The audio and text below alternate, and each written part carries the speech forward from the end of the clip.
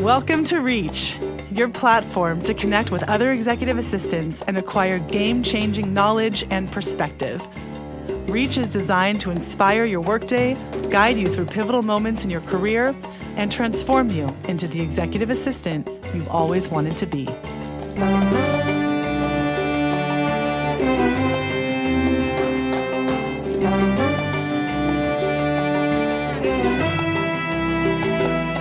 Good morning, everyone, and welcome back to another episode of Reach. This is your host, Jessica Van. I'm the founder and CEO of Maven Recruiting Group. And I have lucky number three, third time's the charm, Julia Quijano back with us today for her third Reach podcast. We are delighted to have you again. Welcome. Good morning. Good morning. I'm so excited to dig in today. Me too. As I mentioned, this is Julia's third time on our program, and believe it or not, we've still got things to talk about, and more importantly, we still have things that we can learn from Julia. Today's topic on goal setting is not only requested by some of our listeners, but it's also a really timely one, given that we are at the top of a new year. And hopefully that means that you're full of inspiration and motivation to achieve some great things this year. Today, we'll be discussing some of the material that we cover in our Becoming a Chief of Staff e-learning course. And specifically, the content that we'll be talking about today is how to apply the SMART goals framework to your work as an executive assistant. So if you've been contemplating investing in the course, this episode may give you that additional motivation to officially sign up. As a quick refresher, Julia is a former executive assistant turned chief of staff who currently runs her own executive development firm where she works with startup leaders across various industries.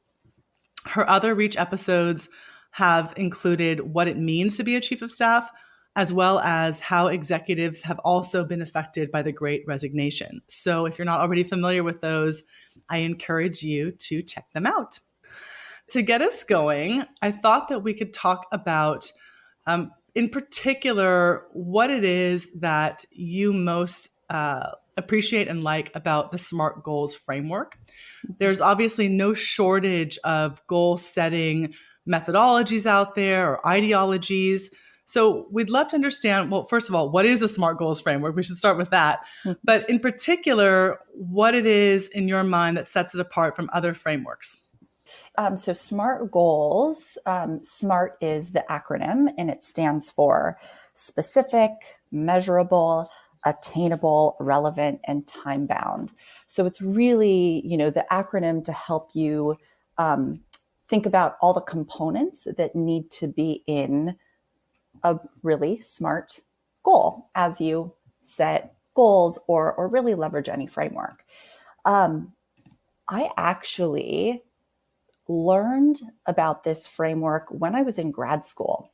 So I was in my master's program for counseling psychology and first came across this framework as we were doing treatment planning for psychotherapy practice. And it was really great, concrete way to put simple but measurable goals for what me and a client wanted to achieve in our work together. So kind of came at me from a completely different industry, but definitely one that I have found incredibly valuable all throughout my work in tech and venture capital and still to this day.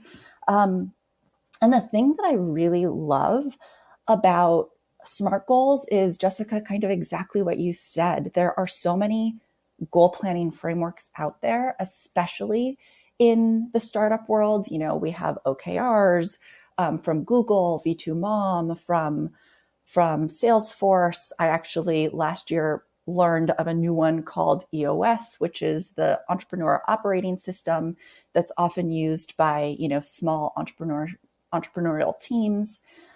So there's no shortage of frameworks out there. I really double down on SMART goals because I think about it almost like Latin, right? If we think about Latin being, the root behind all languages, that's really how I think about SMART goals. If you know SMART goals, you can actually, it makes you multilingual across all the other goal planning frameworks that you might encounter in a different organization or industry. Goal planning frameworks can actually be very dogmatic, and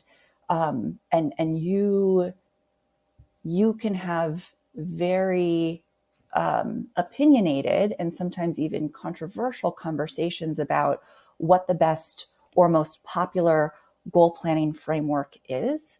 And it could be really hard for people to think about how similar they are and instead really double down on why one is, and take OKRs versus V2MOM. That's Google versus Salesforce. Your Salesforcers are not going to like OKRs very much, and they're actually, when they go on to, potentially even start other companies, they take the V2MOM framework with them because it's what they know and it's what they've seen work well. So with SMART goals, and I'll repeat the acronym again because it's such simple language. When we think about SMART, we need a goal to be specific. It needs to be something that is measurable, either, binary, like yes, no, did we achieve it, or quantitative, right? Certain percentage improvement of a goal. It also has to be attainable. Is this some, out of this world goal that we're setting for ourselves? Or is it pretty low hanging fruit that we're going to do anyway? It needs to be something that's actually within reach, and honestly, like maybe a little bit of a stretch too. It's finding that balance. It has to be relevant. If we set a goal that has nothing to do with what we're actually trying to accomplish, then it's maybe just a waste of space. And then finally, this time-bound piece, what's the deadline? How long do we have to actually achieve that goal? And I love the simple language of SMART because if you're familiar with OKRs, objectives and key results, you have to really learn what an objective is, how to write an objective, what a key result is, how to write them, how they connect, how it cascades down. V2MOM is, and for those of you who are not familiar with V2MOM, that also is an acronym that stands for vision, values, methods, obstacles, and measures. It really takes a lot of training to understand how to use that framework. So it's not the most intuitive, even though there's probably more similarity between all of these frameworks than not. Yeah, I think that's definitely something that stands out in my head as I'm hearing these different methodologies elaborated on, is that if it's not intuitive, and if it takes you a lot of effort just to even debunk what the acronym stands for, it seems like a challenge to think about how you would effectively employ that in the execution of your day. OKRs, of course, famously introduced by John Doerr. He has a whole book about them called Measure What Matters. And it's not to say that they're not a useful framework. Obviously, they are. But I think that what's interesting about the SMART framework, just in my mind, is the fact that it does have this attainable element and also this timeliness, right? Because you can set a goal, but I think what makes the SMART framework interesting is that it forces you to define a time frame. And it's one thing to say, I will train to climb Mount Everest. It's another thing to say, I will train to climb Mount Everest by the end of Q3 2023, right? It sets a whole different... It's very different. Right? It's a very different thing. I think about that, I'm like, oh my God, I'm already behind schedule. So it really does activate... it really does activate you in a way that I think some of these things that don't make it as explicit let you slide a little bit more. So yeah, I mean, I think that's really interesting to hear you break that down. I also think about things like the SWOT analysis, which is not really necessarily a goal framing framework, but it is a way of observing challenges and thinking through, potential solutions in the way that the V2 mom talks about obstacles and things like that. SWOT, of course, is strengths, weaknesses, opportunities, and threats. And you kind of work through the quadrants to think about those different things and how you might compose a solution based upon all of the different quadrants. So yeah, good to hear that broken down in that way. Can you give us an example when we're using the SMART framework of what, for instance, would be an example of a poorly formed or articulated goal versus when you actually apply the SMART framework, how that changes the articulation of that goal? Mm-hmm. Yeah, and I'll say, the best goals are kind of like, Goldilocks. They're just right. When I've seen a SMART goal kind of written poorly, it's usually either too vague or overly detailed, over engineered on what SMART actually is asking you to put down. So when you think about something that's really vague or overly detailed, and I'll take the example of like, okay, you on your team, you need to, or the company needs to hire engineers, right? You have a big product roadmap to deliver on. You need to hire engineers. So a really vague goal would be to, hire senior engineers to drive Q2 product goals, right? There's probably more questions that you have from that than clarity. Mm-hmm. On the other end, you could say like, oh, we need to hire 4 senior engineers. Great. But you're also missing like, okay, what's the time bound piece? How is it relevant? You're missing a couple of those letters in SMART. Something that's kind of both just right and covers all your bases is something like, hire 4 senior engineers in Q1 to drive key product goals, right? You don't have to go deep into what those product goals are. You don't even have to talk about when the product goals need to get delivered, but the goal itself that you're talking about is hiring engineers by Q1. You need 4 of them. They need to be senior engineers, and it's relevant to, some other product milestones down the road. Mm-hmm. And it's attainable. And it's attainable. And that's where yeah, exactly. And that's where you reflect and you say, okay, is 4 realistic for this team mm-hmm. in our hiring capacity and mm-hmm. the environment that we're in and everything else. Mm-hmm. Can you give us some examples of how you yourself have applied this framework, specifically when you were working first as an executive assistant and then also as a chief of staff? And in what scenarios did you find this helpful? Well, I mean, truthfully, I still use it today in my practice as a leadership coach. This is something that is, I keep very close in my back pocket and I find very helpful and relevant today. And for the same reasons why, it was so helpful in my role as a chief of staff and an EA. I work with, as you mentioned, with leaders and full leadership teams. And sometimes some of the ways that I work with teams is facilitating planning offsites, whether that is planning for a quarter or annual planning across a company, or even just within a particular function or team. And SMART goals really help me understand where the gaps are in the plan that they've put in place. So I kind of do the SMART acronym through my head. If the team is really bringing together ideas and initiatives and thinking about those metrics, but the timeline on that is loose, or we haven't totally cracked how it's relevant, I make sure that I'm facilitating and guiding a team through to think through all of the letters of the acronym. And sometimes I don't even share that I'm using SMART, but just to have it in my brain Mm-hmm. is helpful to guide them to a really solid place where they as a group have clarity, they have alignment, and we know that we've kind of arrived at something concrete. So, it wasn't just in my EA and chief of staff role that this was useful. This is absolutely something that I continue to use every single day with clients.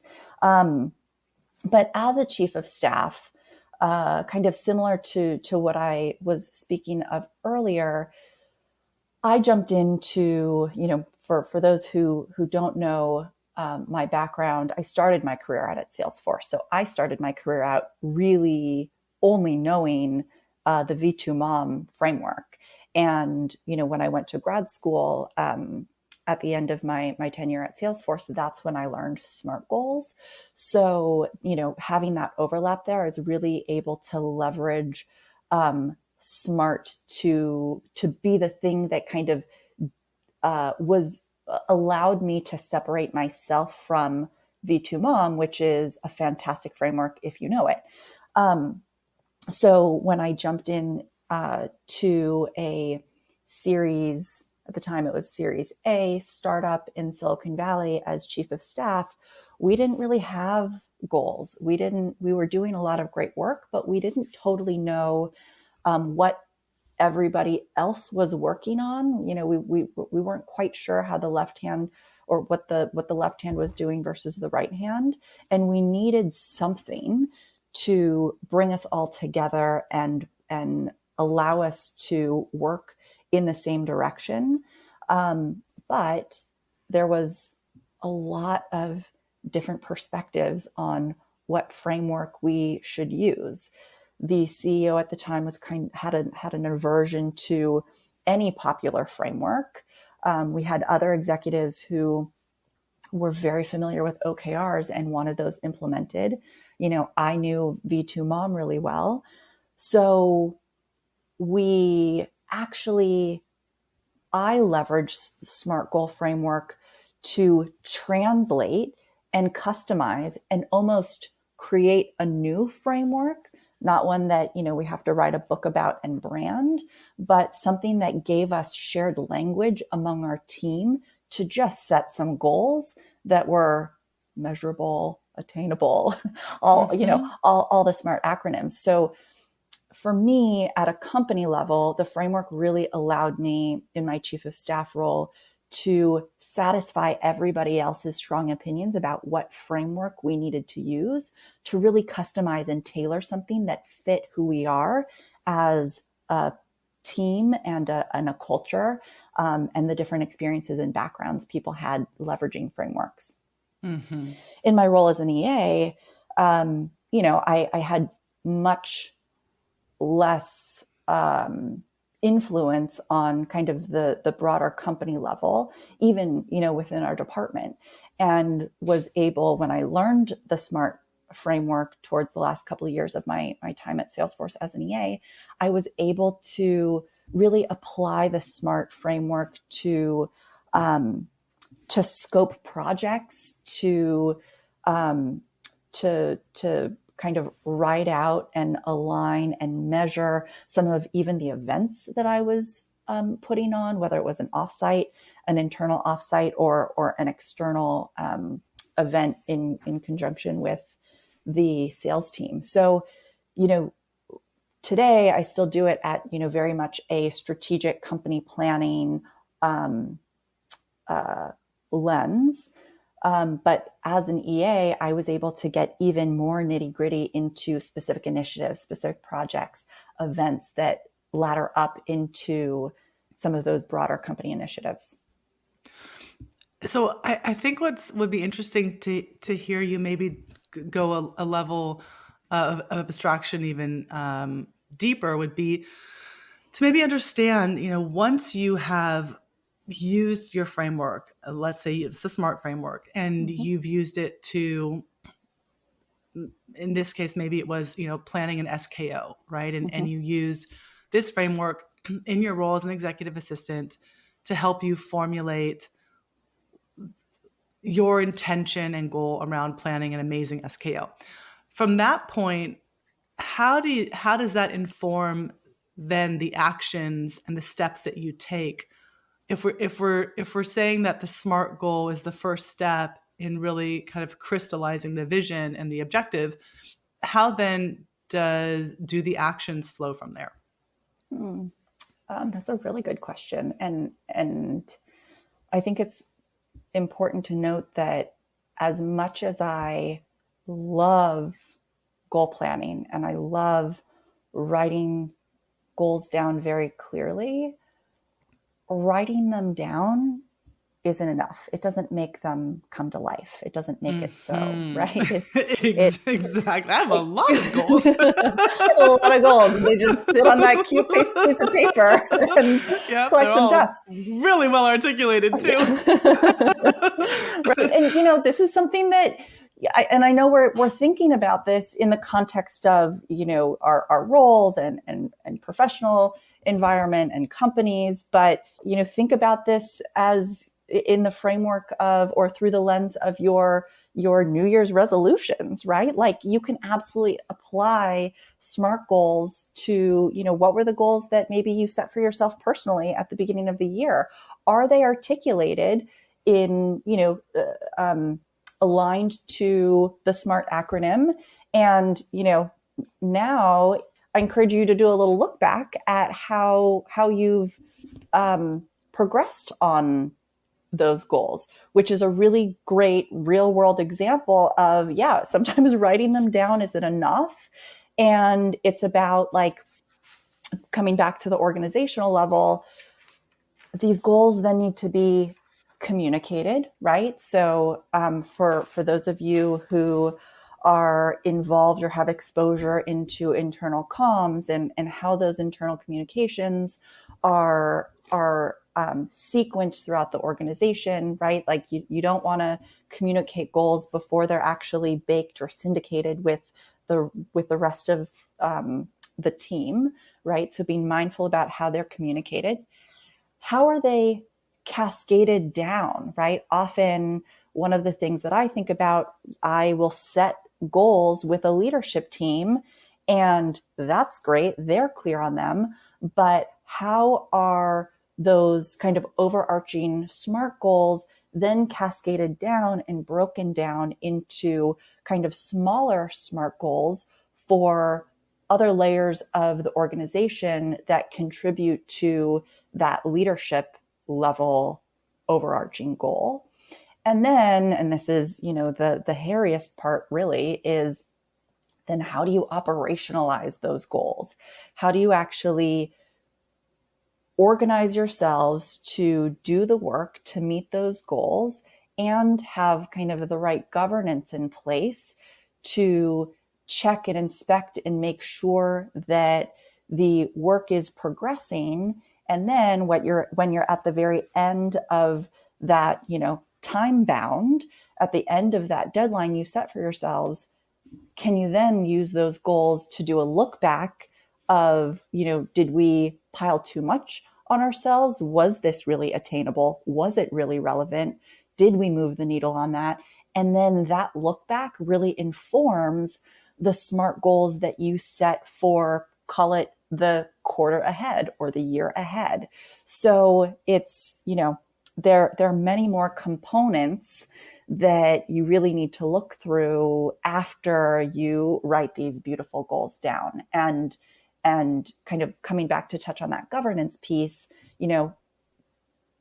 checking back on the progress is both to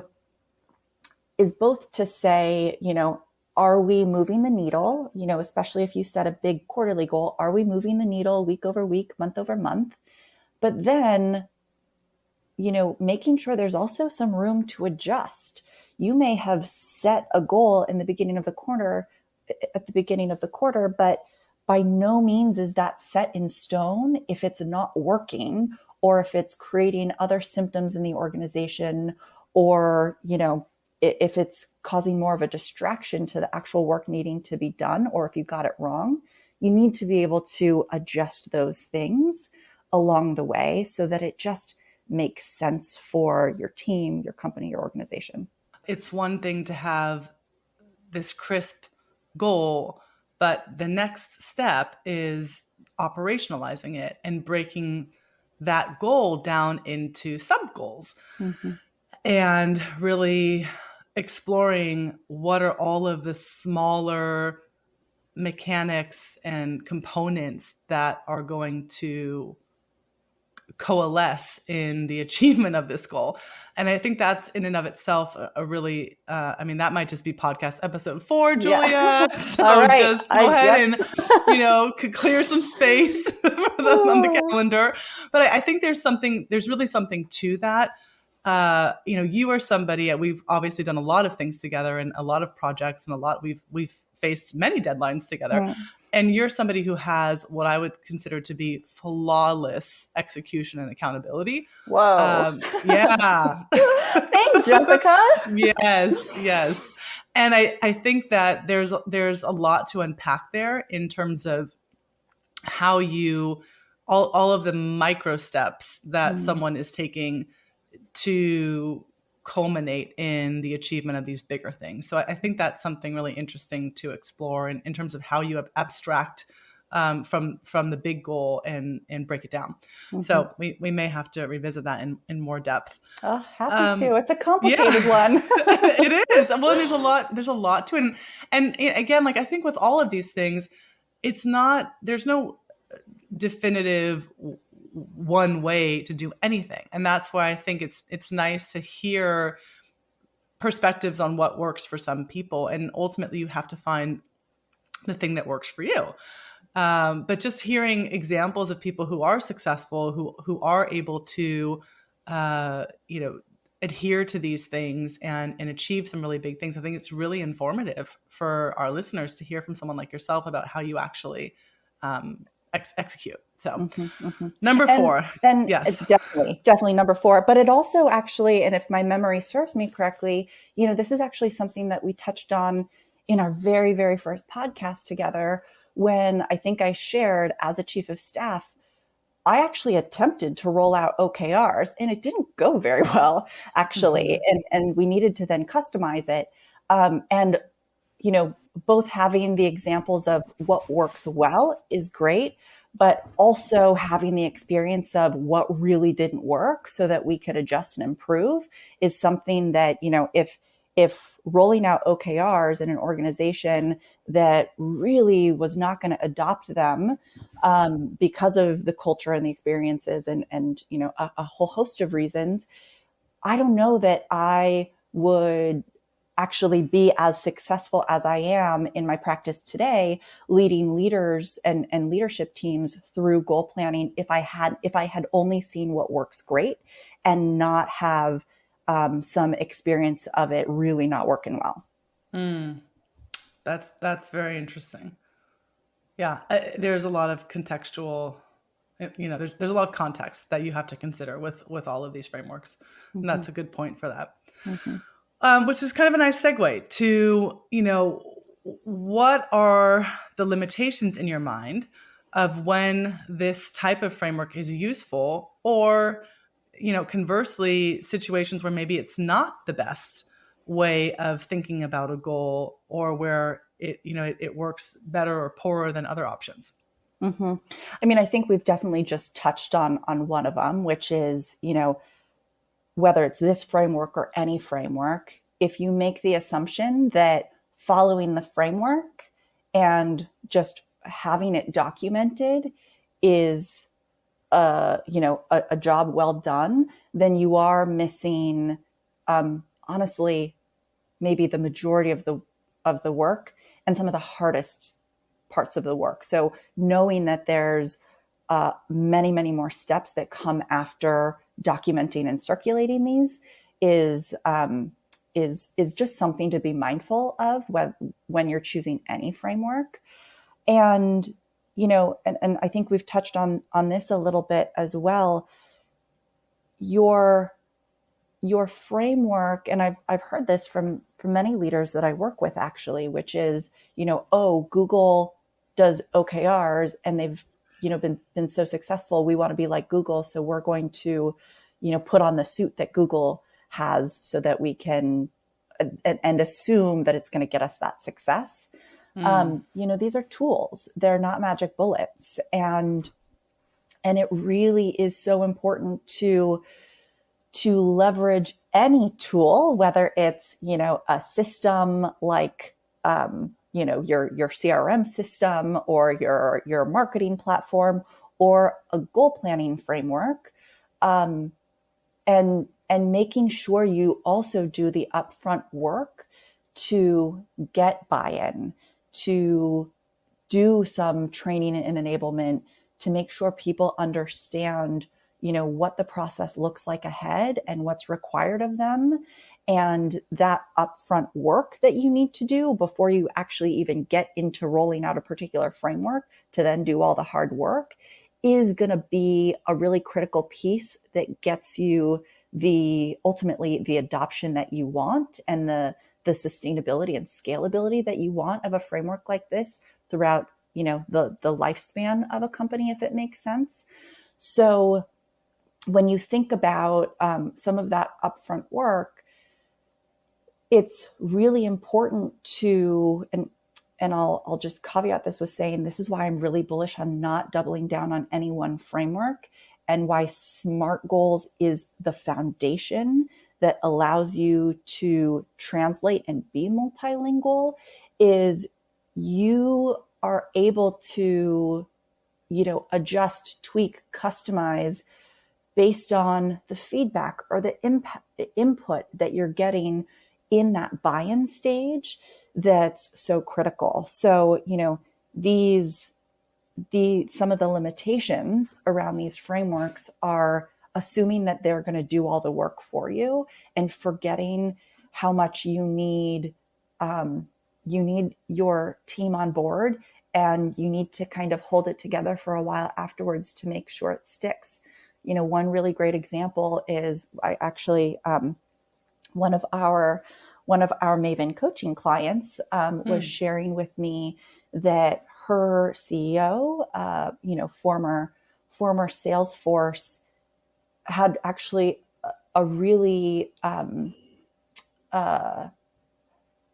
a lot of challenges with the V2MOM framework, went off to start his own company, ditched the V2MOM framework altogether, and really adopted OKRs, and has a very, very strong point of view of how OKRs are the thing that everybody has to use. And that's a top-down decision that you, as a strategic partner in an organization, really need to be mindful that there are going to be some opinions that no matter how much kind of pre-work and buy-in and syndication you do before rolling out a framework, you have to make sure you're not kind of forcing a square peg into a round hole, and you're listening to the opinions and sometimes, the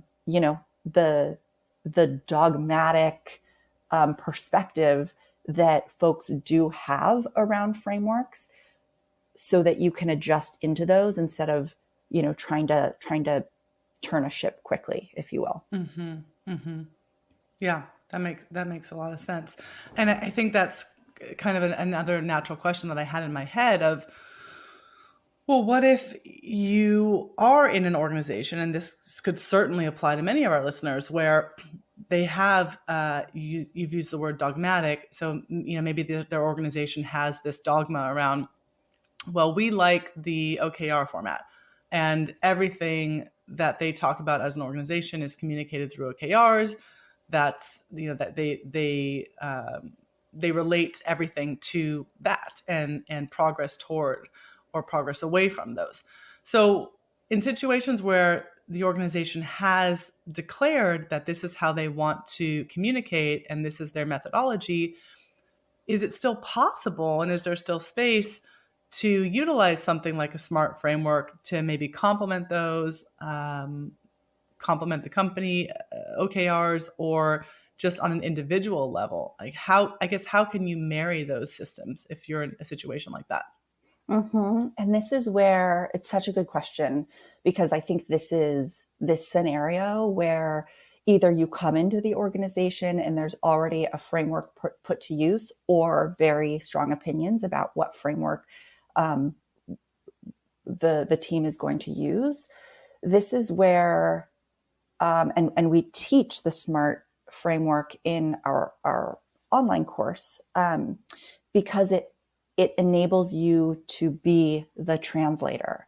So, for those of you who are familiar with OKRs, OKR stands for objectives and key results. Objectives are actually kind of just the SMART relevant piece of SMART goals. Key results are the attainable, measurable, time-bound piece of the SMART goals.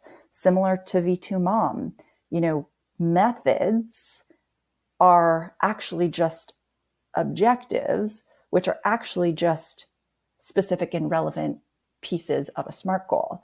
Similar to, the measures piece in V2MOM, that's your key results.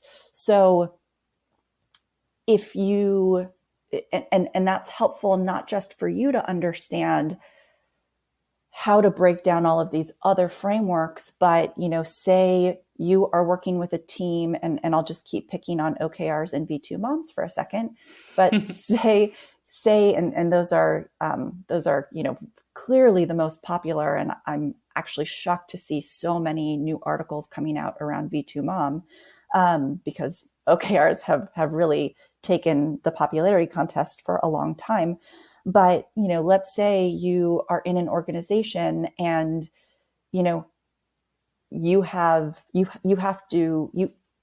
people coming with strong opinions about V2MOM or OKRs, and you have to pick one or the other. Knowing the SMART goal framework and knowing how the SMART goal framework is actually just a different version of OKRs or V2MOMs can help you get the other side of the table on board with whatever framework you go with, because you've done the translation.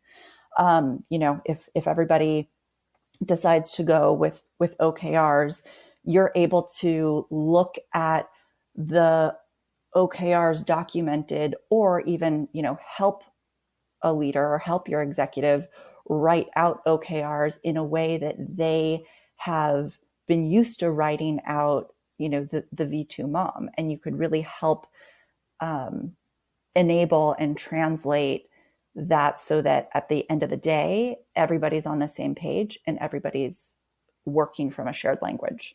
Mm-hmm.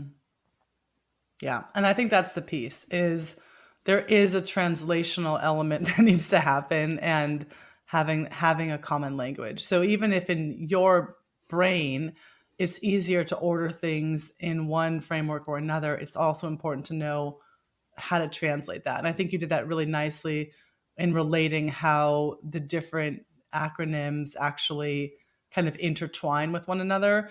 Yes, they have different nomenclature, but by and large, they're talking about similar things. Mm-hmm. So I think that's important that people actually understand those different perspectives, so they can translate, as you said. Mm-hmm, mm-hmm. And I think the thing too to remember is that with all of these things, and we've talked about this, that it's not just about the goal, it's about how you operationalize the goal. And I think that that's the really key thing, is that the idea is not to record the goal and then tuck it away in a notebook that you put on a shelf, and then say a year later, oh yeah, about that goal. I mean, I think the whole point is that these goals should be revisited constantly and often, and that you're constantly reflecting on, okay, how are my actions and where I'm spending my time, how is that aligning to what I've said I need to focus on and what my objectives are, and bearing in mind that you may have many SMART goals that you're working toward at any given time simultaneously, or there may be SMART goals for this quarter, and then those are accomplished, and then there's a whole new set of other SMART goals. So I think that the key here is revisit often, and I think that, even in the context of one-on-one conversations, right?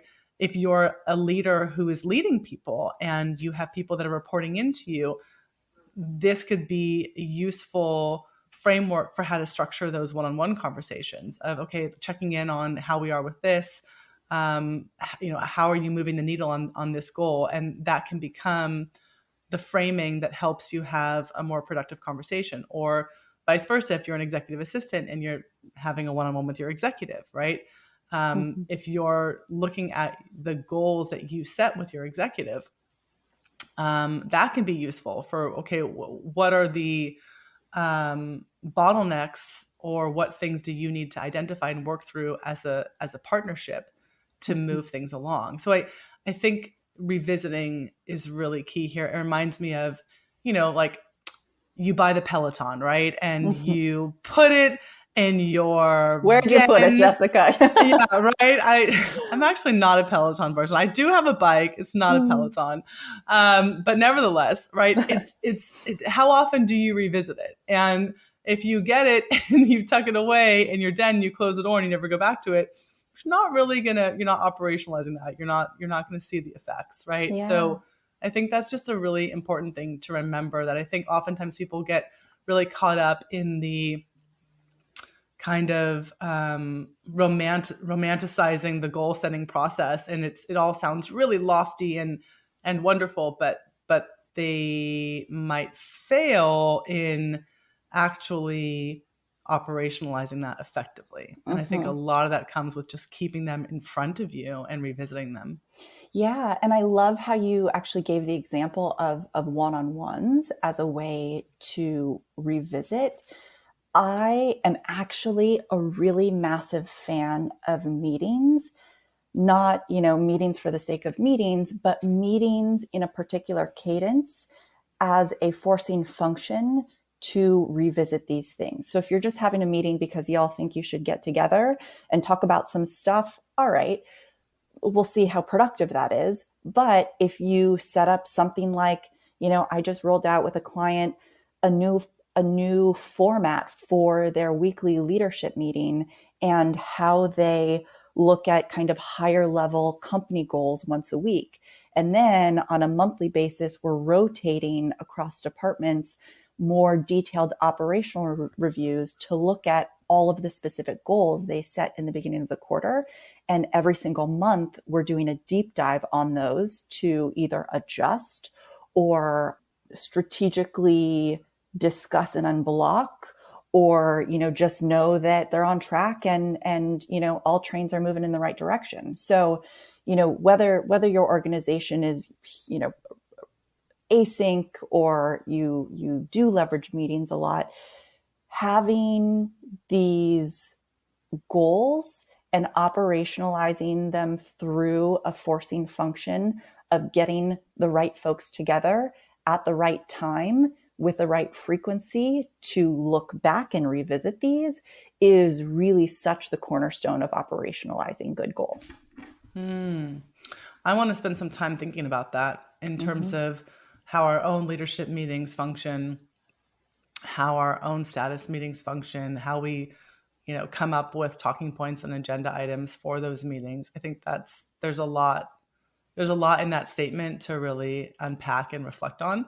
And I know so many of our listeners, be them executive assistants or operations people or chiefs of staff, I mean, that's so much of what you're responsible for is meeting planning, agenda setting, coming up with productive formats for these things. So I think there's a lot there to really contemplate in terms of if we're all really using that time to the best of our ability. Yeah. And I think it's, it begs the question, if the time you're spending and the topics that you're talking about in those meetings are divorced from or separate from the big, relevant, critical goals that you set at, whatever time box, then what was the point of setting those goals? Or are those the right goals?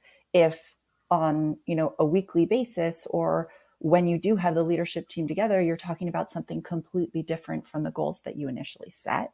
That's, a good indicator that maybe there's not alignment there. So Julia, you've now facilitated several Maven group coaching sessions. You've also I done several, have. and you sure have. It's been so fun. It's great. 2022 was our year that we rolled this out, and we went for it, Oh, didn't yes, we? we did. Oh, yes, we Yeah, did. yeah, it was great, and I'm excited to be able to launch more of those sessions with 2023, and also some additional content that you and I and Haley are deeply in the works on anyway.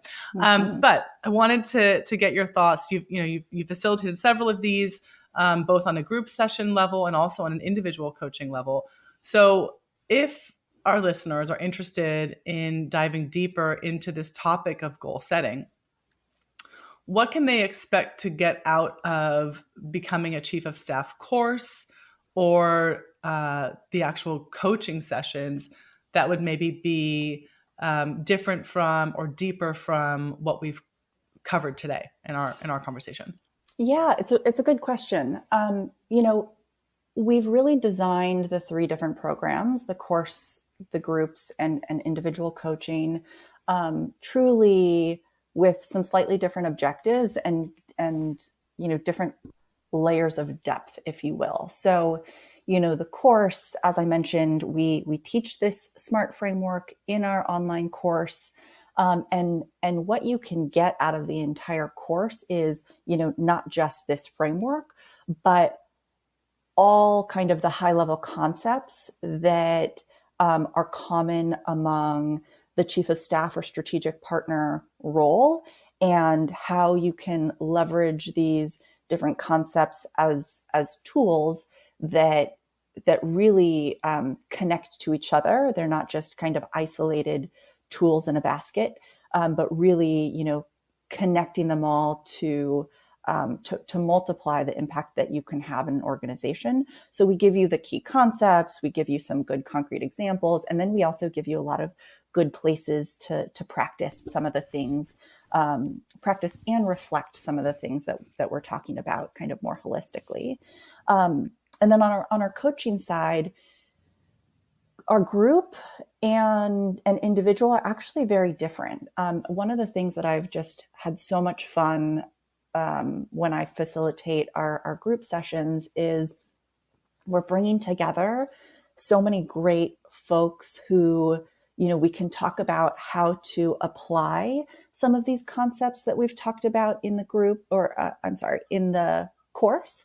But we also get to surface a lot of the themes or challenges that this particular group is experiencing, and really get to kind of foster that shared wisdom and best practices and ideas. Earlier in our discussion, we talked about how, learning and knowing what success looks like is just as important and valuable as, having some mistakes and learning from those along the way. So to get, more folks together beyond just me to share their own experiences really just enriches the discussion and takeaways of the group. And then with individual, we dive even deeper to really help you apply and even, we've been talking a lot about operationalizing. I really am there as your partner to help think through how you might apply and operationalize some of these concepts, or navigate the obstacles and blockers that you're facing in your role that's very, very specific and tailored to you, your relationships, your executive, the culture of the organization, et cetera. So you get a lot of different support in a lot of different ways, depending on kind of where you are and what you're looking for. But certainly, this SMART framework is a piece of that, and so much more. And we have examples of people that have done some of the program, and we have examples of people that have done literally every single piece of the program. So I Mm-hmm. think that underscores your point that they really are sort of standalone in their value, and in what they offer and provide. So, Mm-hmm. some people may be satisfied with just taking the course, and that's what they need, and that gives them the boost that they're looking for, and that's fantastic. And we've also had examples of people that have done the course, the group coaching, and then have signed up for individual coaching with you. So I think what's nice is that it's all very layered, And it really does give you the opportunity to kind of think about how deep you want to get with the material, and also with you as a facilitator and as an advisor. Yeah.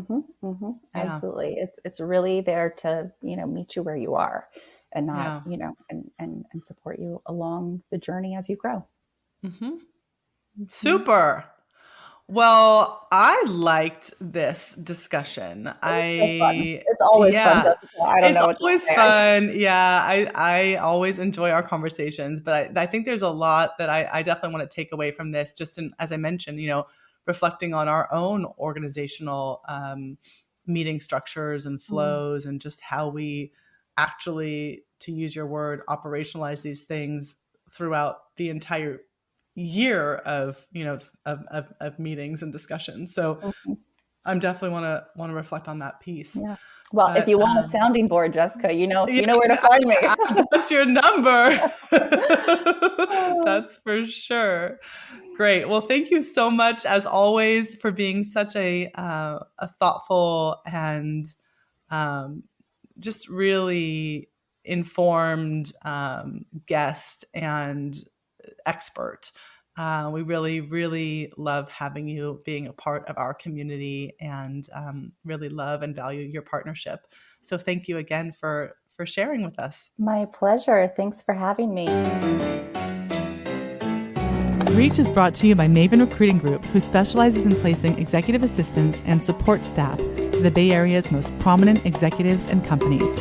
If you've enjoyed being part of our podcast community and are interested in becoming part of our candidate community, we're currently hiring for roles in San Francisco, Silicon Valley, and Los Angeles. You can visit us at www.mavenrec.com to see some of the roles we're currently working on and to submit your resume.